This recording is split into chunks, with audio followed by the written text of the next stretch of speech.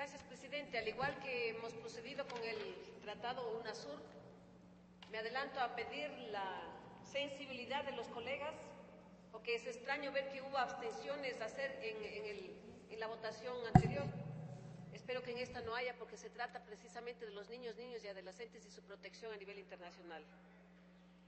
En el 8º informe del Instituto Interamericano del Niño, la Niña y los Adolescentes, presentado ante la OEA, sobre las acciones emprendidas por los Estados miembros de ese organismo para combatir, entre otros delitos, la explotación sexual comercial de niños y adolescentes, se menciona en la convención que los Estados partes se comprometen a proteger contra todas las formas de explotación y abusos sexuales a estos grupos humanos, para lo cual se toman todas las medidas de carácter nacional, bilateral y multilateral necesarias para impedir. Tómese en cuenta lo siguiente: la incitación o la coacción para que un niño se dedique a cualquier actividad sexual ilegal, la explotación del niño en la prostitución u otras prácticas sexuales ilegales, y la explotación del niño en espectáculos en toda forma de materiales pornográficos. Esto en cuanto a la OEA. Por su lado, la Asamblea General de las Naciones Unidas aprobó en el año 2000 el protocolo facultativo de la Convención sobre los Derechos del Niño, relativo a elementos similares: venta de niños, prostitución infantil y utilización de niños en la pornografía. Este protocolo también define algunas medidas en los ámbitos jurídico, político, administrativo, social, etcétera, para que los Estados firmantes deban adoptar a fin de garantizar la compatibilidad de la legislación nacional con estos tratados y de esta manera sensibilizar a la población de cada uno de los países, lograr la asistencia necesaria a las víctimas y asegurar la cooperación internacional mediante los acuerdos multilaterales, regionales y bilaterales. Adicionalmente a estos instrumentos fundamentales, la comunidad internacional importantemente se ha movilizado contra todos los delitos que afectan el buen vivir de los niños y adolescentes. Y eso ha ocurrido desde hace aproximadamente una década. Debemos enfatizar en 2 congresos mundiales: el congreso realizado en el 96 en Estocolmo y el segundo congreso mundial en Yokohama, Japón, en el 2001, en donde se renuevan los compromisos asumidos a través de la aprobación de estos congresos previos. Y vienen otros tipos de convenios y de organizaciones y de congresos, sobre todo mundial, y además bilateral y multilateral. Estas declaraciones firmadas son pactos de buena fe que no vinculan jurídicamente a los Estados. Sin embargo, son relevantes políticamente, pues significan un compromiso con la comunidad internacional y técnicamente fijan parámetros para el tratamiento específico del tema. De eso se tratan precisamente estos 2 convenios en el marco del Mercosur y afines, que pedimos precisamente la ratificación. Sin embargo, mucho más profundas son las constataciones sobre la situación que viven los niños, niñas y adolescentes en cada uno de nuestros países, queridos colegas. Sobre todo, el fenómeno de la migración en los últimos años ha afectado fundamentalmente a esa situación de fragilidad, en definitiva, y de indefensión de estos grupos que merecen realmente un nuevo trato.